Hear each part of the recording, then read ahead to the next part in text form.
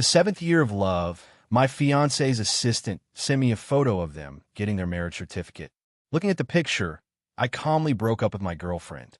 The assistant called with a choked-up voice, begging me not to be mad. He said it was just a joke photo with Karina, who's under a lot of pressure at work, and to please understand. He said everything was his fault.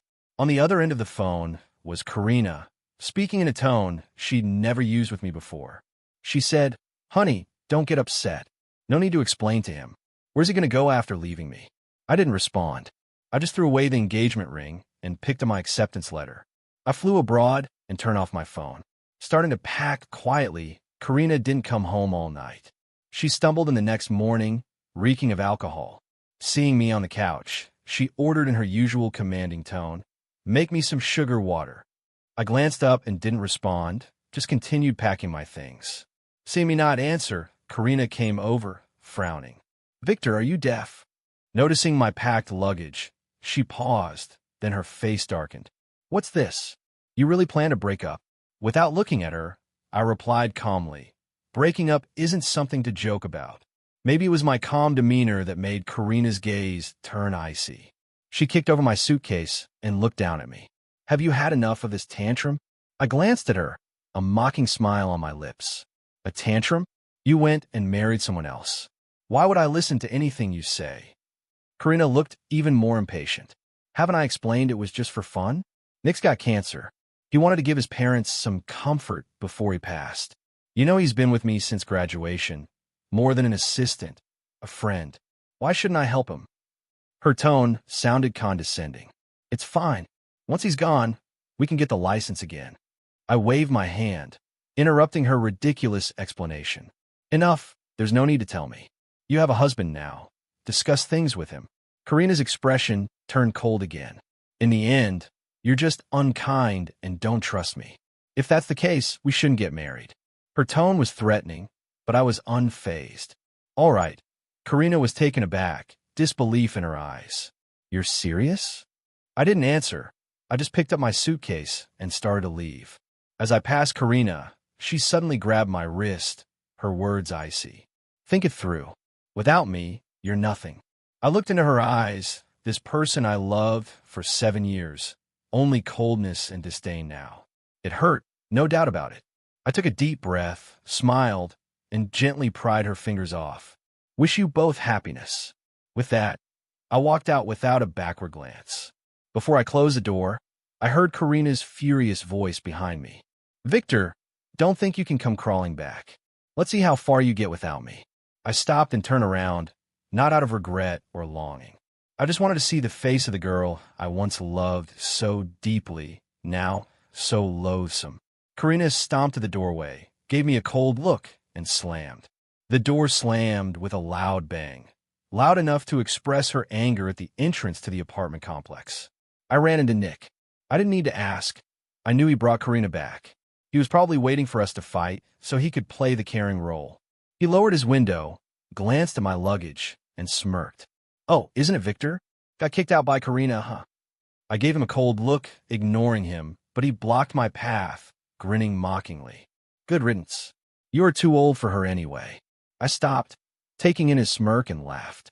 "Yeah, I'm not a match for her. Someone like you, living off her, is just perfect." His expression changed. I kicked him hard in the stomach and walked away without looking back. Trash doesn't deserve courtesy. That night, I found a hotel to stay in. Lying in bed, memories flooded back. Karina was once my everything. Unfortunately, she was a high and mighty princess while I was just a regular bookworm. We met in college, though we didn't interact much. Like all the guys who liked her, I just watched her from afar, followed her to class, out of class, to meals. In the end, I even switched majors just to be around her more. Until today, I never regretted that decision because that's what led us to get closer. I got picked by Karina for a project because of my good grades. I remember being so nervous that I stammered, finally blurting out, "I do." Karina laughed, her eyes crinkling. "Sounds like you're taking wedding vows." Everyone teased me. I looked down, embarrassed but happy she didn't mind. She even helped me out. "Don't tease him. Victor's so talented. I'm the lucky one to pair up with him." After that, our relationship grew. When I confessed my feelings, she agreed without hesitation. We spent the college years as the couple everyone envied. I had excellent grades and got offers from international companies as soon as I graduated, even a scholarship to study abroad. But I turned them all down for Karina, starting at her family's company from the ground up. She also fought with her family to be with me, struggling for a space for us under her family's pressure. Sometimes, I still can't make sense of it. Why did Karina and I end up like this? I mean, we both had the same goal, to provide each other with a stable future. But ever since Nick showed up, everything changed. He's younger than me, more energetic, and better at making people happy. At some point, our conversations shifted from sharing everything with each other to her talking about little details with Nick. At first, I was angry and jealous, but after a few arguments with Karina, seeing her in a different expression and hearing her say, I was making a big deal out of nothing, I got it. Her heart was no longer with me. It's not so much Nick's presence that bothers me. It's Karina's carefree attitude that breaks my heart. No matter what reason I give to try to hold on to her, as soon as Nick says something, she'd rush to him. She gave all her feelings for me to him. After 7 years, all she has for me is coldness and complaints. Still, I proposed. To her, I thought maybe once we got married she'd change. But seeing that marriage certificate with her name and another man's was the final straw. Looking out at the night skyline, I suddenly felt at peace. They say there's a 7-year itch in relationships where things just get stagnant. Maybe this is where Karina and I end. The next morning, I went to the company to resign. Honestly, it was just for show. My authority had long been undermined there. They didn't even question my resignation and approved it. Afterwards, the HR director called, pretending to be concerned. Too bad, Victor. We were looking forward to your wedding with Karina, she said in a tone dripping with sarcasm. I just smiled, unbothered. Don't worry, you'll get your invitation soon. Before I even left the building, Karina called. Victor, enough is enough. I rejected your resignation. You better stop or you won't get a penny, and I'll kick you out. I chuckled coldly. 7 years together, did she really think I was there for wealth? That money could sway me? Do whatever you want, I don't care, I replied and blocked her. Silence was bliss. I submitted my resignation again, and Karina agreed without hesitation.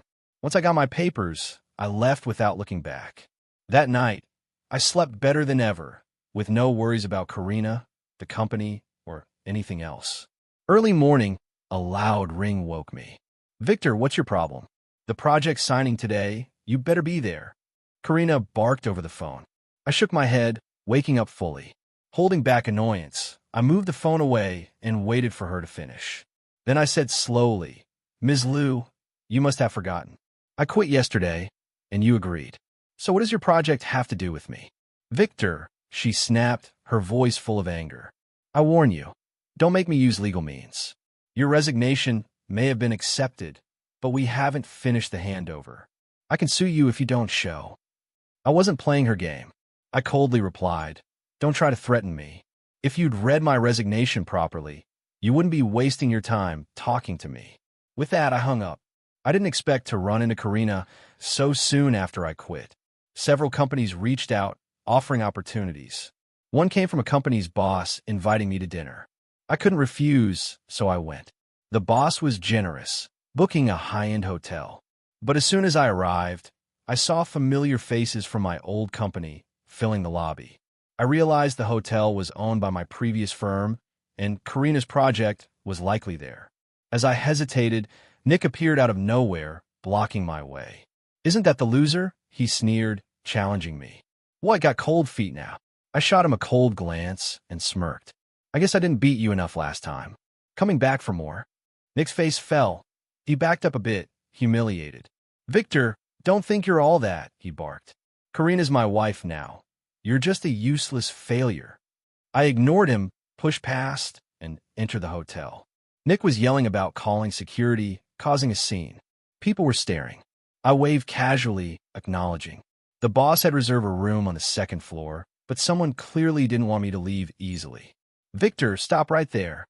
Karina stormed up in her high heels, looking me over with disdain. On a day like this, you show up dressed like that? Even if you don't care about embarrassment. I do, I told her. She instructed her assistant to take me for a makeover, but I shrugged them off, amused. Karina, how many times do I have to tell you to quit? We have no ties. I'm here for a meeting, not your charade. What I wear is none of your business. Karina was taken aback, almost reflexively mocking me, as if I were an unwanted son-in-law. I really didn't belong here and didn't bother explaining. I turned around and headed upstairs. But right then, another voice stopped me in my tracks. Hey, Victor, long time no see. I turned around, and a chubby middle-aged man was warmly approaching. It was Tom, the president of Gina Group and one of today's main figures. The project Karina mentioned was this collaboration with Gina Group. Tom, long time no see. I walked over, and after a brief chat, Tom suddenly turned and looked at Karina. I trust Victor completely. I can sign the project contract today, but I have one condition. Victor must be in charge of our projects moving forward. Hearing this, even Karina froze in disbelief and quickly shook my hand. Tom, that's not right. I was about to say that I had already resigned, but Karina pulled me back with a sly smile aimed at Tom. No problem, Tom. We can definitely do that. She grabbed my arm tightly. Victor, you better cooperate with me, she whispered with a no-nonsense warning in her tone.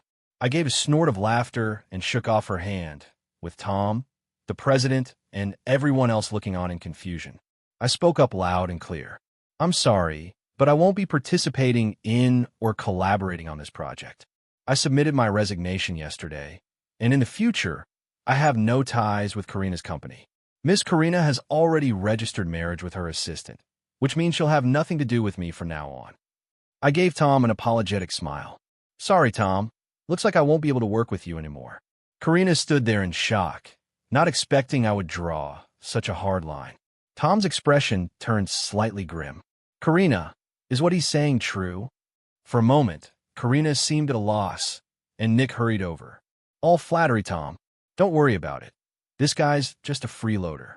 What you're interested in is Gina Group's strength. I'll take full charge of the project now. Tom looked at him, then at Karina, his eyes filled with disdain and amusement. A pretty boy trying to negotiate with me? Karina, your humor sure is something. Tom led his team out, but before leaving, he took my hand and said, if you ever need a job, they will consider you first. I nodded and agreed, smiling. Once Tom's group left, Karina couldn't hold back and came rushing over, ready to slap me. Victor, you jerk. Do you know how much you've cost the group with your little stunt? I grabbed her wrist. Karina, being pampered all her life, had never been treated like this. She looked at me with anger and disappointment. I spoke calmly. I've told you I've resigned. I have nothing to do with you or your company. Everything that happened today is due to your blind arrogance. It's none of my business. After that, I turned and headed upstairs, avoiding any more entanglement with them. In a private room, I was getting along great with the person in charge. However, considering future collaborations with Gina Group, which would inevitably involve Karina again, I declined the boss's enthusiastic invitation. As the evening ended, I was at the door seeing the boss off. However, looking back, I noticed Karina still sitting in the corner of the lobby. Nick was squatting by her side, seemingly arguing about something. I wasn't interested and was about to leave when Karina suddenly spotted me. Victor, wait a second. She hurriedly came over, grabbing my sleeve with a pouty face. Victor, please don't be mad. Come home with me, okay? Didn't we promise to get married? Nick followed, looking uneasy, his face going pale. Karina, I feel terrible. Can you take me to the hospital? There was a flicker of conflict in Karina's eyes, but she steeled herself and ignored him, looking at me with hope. Stop this. I know I was wrong. There was nothing between me and Nick. It's just a joke. Nick looked shocked, disbelief written all over his face. I sighed. Why, Karina? You got a husband now. Watch what you say. But Karina acted like she didn't hear, clutching my hand and droning on about the past. I suddenly felt fed up and shook off her grip. Just because you're shameless doesn't mean I have to be too. Karina, you're the one who got registered with someone else. I'll let you be, but now you're pointlessly dragging me into this mess. What do you want? Not everyone has to live on your whims. The cold demeanor made Karina realize I wasn't joking. Panic flashed in her eyes. No, Victor, I've always loved you. If you want, I'll divorce Nick immediately." Her voice choked with emotion, and her eyes red with tears made her look strange to me. I stared at her blankly, feeling nothing. Once upon a time, even a slight frown from her would worry me for days. Now, her actions only annoyed me. She's not heartbroken over losing me, but over losing a servant to boss around. Enough, Karina. Stop bothering me. If you really care, look at your poor new husband. She remained unresponsive, just hung her head, sobbing about it not being true over and over. My only husband is you. It can only be you. I know I was wrong. From now on, I've lost interest in listening. If she'd said that earlier, I might have risked everything for her. Now it's just irritating. I shrugged off her hand coldly. Save it. Think about how to deal with today's breach of contract. Such a big project delay will definitely hit the group hard. Karina naturally understood. While she hesitated, I turned and strode away. But I underestimated Karina's persistence. Long before she found out where I lived and was waiting at the entrance, I was going to ignore it. But as soon as she saw me, she ran right over, trying to hug me. I coldly sidestepped. Miss Karina, why are you here again? I was getting a bit impatient. Karina looked up, her eyes meeting mine, speaking sincerely. I thought about it. My dad's handling things at the company, so I don't need to worry. But you're the most important person to me. I didn't say anything, or maybe it was that I didn't know what to say. She thought I was agreeing with her and cautiously leaned closer, tried to hold my hand. Victor, I twisted my ankle trying to find you. I sneered, looking at the figure behind her. If you twisted your ankle, you should see a doctor or go complain to your real husband, not me. Hearing my words, Karina's expression nearly cracked. She turned and saw Nick looking hurt not far behind her. She shouted in frustration, I told you to stop clinging to me. Aren't you done yet? Then she turned back to me, softness in her eyes. Victor, I'm planning to divorce him. I've really realized my mistake. Can't you feel how much I love you? I took a good look at her. Her love was there, even love for me. I didn't think so. As the eldest daughter of the Liu family, she's used to being the center of attention. She can't handle my constant rejections, especially since I used to be her plaything. She tried to conquer me, but if she succeeded, I'd end up like Nick, something tasteless to her. Your husband's still here. Shouldn't you be comforting him? After all, you guys have a marriage certificate, I said with a sarcastic smile. Nick had already moved to stand behind Karina. Upon hearing my words, he embraced her from behind. Karina, come on, let's go home, okay? Karina tried to struggle. I coldly added, Karina, stop bothering me. You made your choice. Now deal with the consequences. From now on, I don't want to see you. Maybe my words hurt her pride, because her face shifted from hurt to anger. She turned back to Nick and shot me a dark, disdainful look. Victor, if you don't appreciate my kindness, don't blame me when you come begging. I just laughed and shook my head, completely uninterested. News about the breach of Karina's company had spread, especially her affair with her assistant. It became public gossip. Inevitably, as her ex, I got dragged into it too. My phone blew up with calls from tabloid reporters. I had no choice but to go to the phone company and cancel my number to get some peace. But just a few days later, Karina returned, bringing her family's bodyguards to corner me at my apartment entrance. She even threatened that if I didn't go with her, she wouldn't let me leave the building. Reluctant to cause trouble for the neighbors, I frowningly got in the car with her. Karina, are you done causing a scene? I asked, despite a flash of annoyance. Karina's expression quickly turned calm. Victor, I'm here because of my father. He's in the hospital and wants to see you. Her tone wasn't arrogant like that night, but rather pleading. I shrugged it off and leaned back in the car, closing my eyes to rest. When we reached the hospital's premium room, I saw Karina's father, once a commanding man. He now lay pale and lonely in the hospital bed. Dad, Karina called softly. I brought Victor. Karina's father opened his eyes, his gaze sharp, exuding an intense sense of authority even in such a state. I marveled at how even Karina, so domineering with me, was now submissive, fiddling nervously with her clothes. It was her little nervous habit. In the past, I might have comforted her, but times change. I didn't need to play along anymore, so I casually sat on the sofa, crossed my legs, and smirked. What's the matter? Karina's father's gaze froze for a moment. Then he spoke flatly. You should know that the company's stocks have plummeted. I chuckled, but said nothing.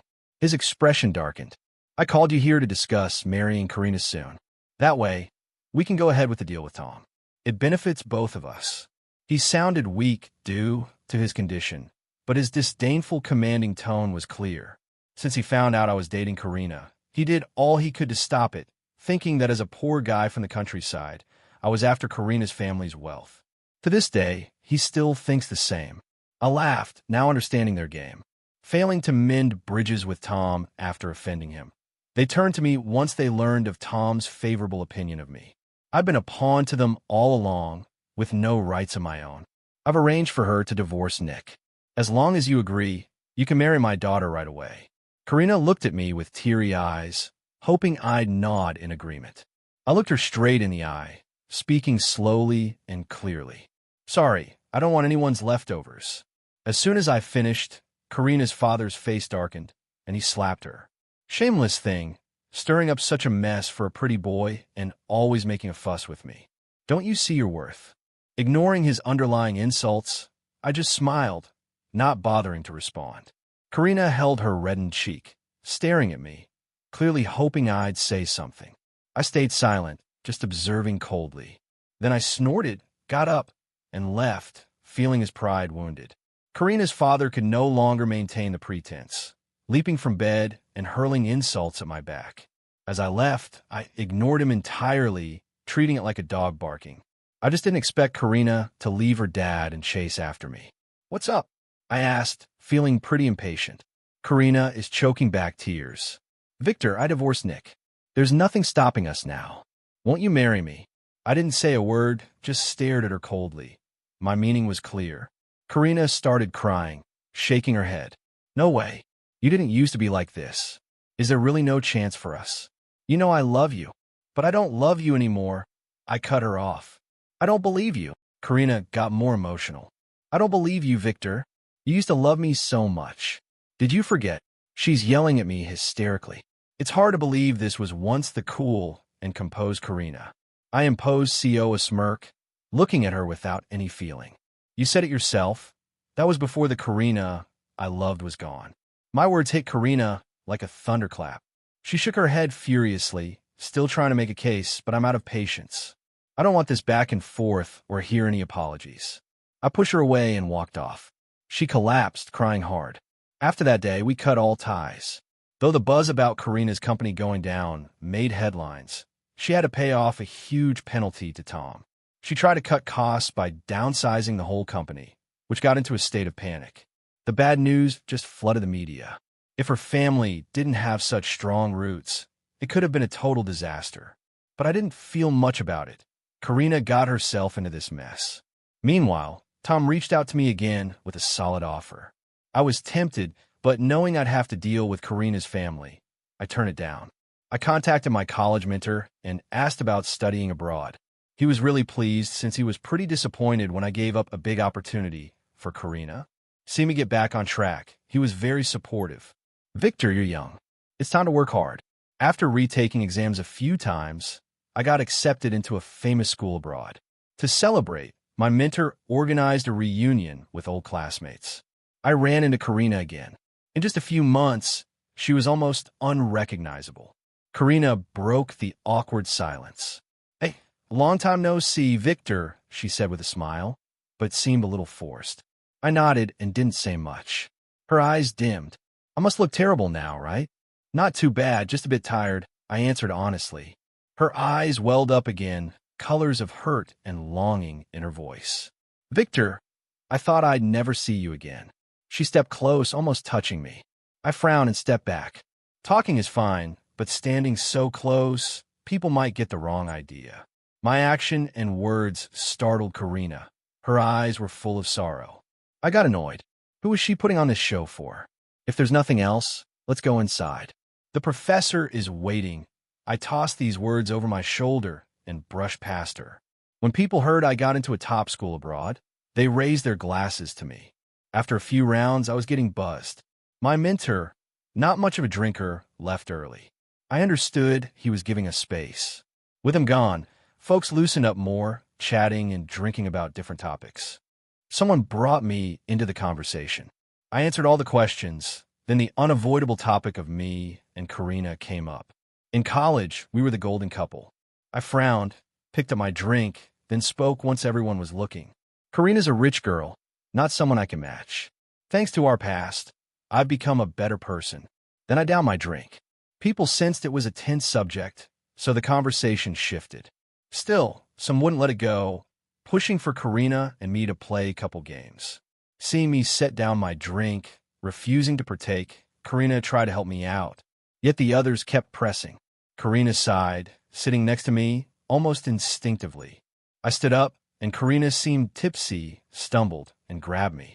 Folks shouted, "Kiss, kiss." A gleam flickered in Karina's eyes. She actually leaned in for a kiss. I lost it and shoved her away. "You've had enough." My sudden outburst froze the crowd. The room grew tense. I ignored it and stared Karina down. You know full well why people are joking around. Are you seriously unclear about our situation? Karina bit her lip, looking pitiful. I had no pity, I said louder. We broke up because you married someone else. The crowd buzzed with chatter. I didn't bother sticking around. I just said I was drunk and left. Karina wouldn't let up, chasing after me. I couldn't believe how clingy she'd gotten. I missed her cool demeanor. I stopped, turned, and gave her a cold stare. Are you done with your husband? And everything now? Isn't this beneath you? Karina stopped, tears flowing. I know you're leaving. I just wanted to see you a bit more. My heart didn't stir when we were together. She didn't treasure it. Now she's acting all lovey. For whom? Besides, I saw the photos Nick sent a month ago. They had patched things up, so why is Karina bothering with me? You have someone, a spouse. Shouldn't you stick by that? She shook her head, all riled up. No way. This is completely over between him and me. She frantically explained. That's when I found out that from the very start, Nick faked his illness. He was never sick. He just wanted Karina's sympathy to steal her away from me. Watching her tears streaming down her face, her whole body trembling, I felt no sympathy. Yeah, Nick is a jerk, but all his excessive behaviors couldn't have happened without Karina's consent. So rather than saying Nick deceived her, it's more like she willingly let him deceive her. But now that everything's said and done, why bother arguing about who's right or wrong? Karina, let me go and let yourself go too. Wouldn't it be better to end things gracefully? The next time I saw Karina was the day I boarded my flight. She was wearing a mask, walking behind me, thinking I didn't know. I just played along, headed into the lounge. She sat right behind me. I pretended not to notice, wearing headphones, quietly waiting. Before leaving, I got a call that totally surprised me. It was from Karina's dad. His tone had turned extremely polite, full of flattery. Victor, come back. I apologize. Can you give my daughter another chance? I know I wronged you back then, wronged you both, but now I've seen your capabilities, how you've cared for her. Now that you're gone, she's been miserable every day. As her father, it's heartbreaking. So I'm begging you, for old time's sake, give my daughter one more chance. I got up and looked directly at Karina. Karina, I won't repeat myself, so listen up. From now on, I am a stranger to you and to your family. I walked to the boarding gate and glanced back casually. Karina was sobbing, collapsed on the floor. I didn't look back, didn't turn around, not until I was on the plane.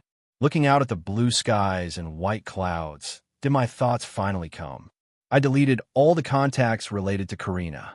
Rena, after the plane landed, staring at the completely unfamiliar surroundings, a tinge of unease crept in, but it was quickly replaced by excitement. Your Victor, a young, vibrant girl, ran up to me holding a sign. I'm Linda. I'm here to pick you up. I reached out my hand with a smile. Hi, Linda. In the days abroad, I threw myself back into my studies. Those messy thoughts in my heart slowly faded away amidst the busy coursework.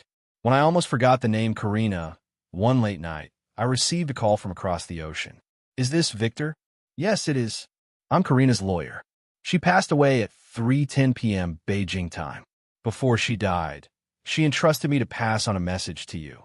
Before I could respond, Linda, who had just finished her shower, came over, towel drying her hair. Honey, Who's calling so late? I smiled and gave her a reassuring look. Don't worry, it's no one important. With that, I didn't give the caller a chance to speak. Drop dead, I don't want to hear it, and hung up decisively. Linda snuggled into my arms, her eyes filled with affection. Honey, let's visit my parents tomorrow. They want to meet you. I smiled and gently tapped her nose. Sure,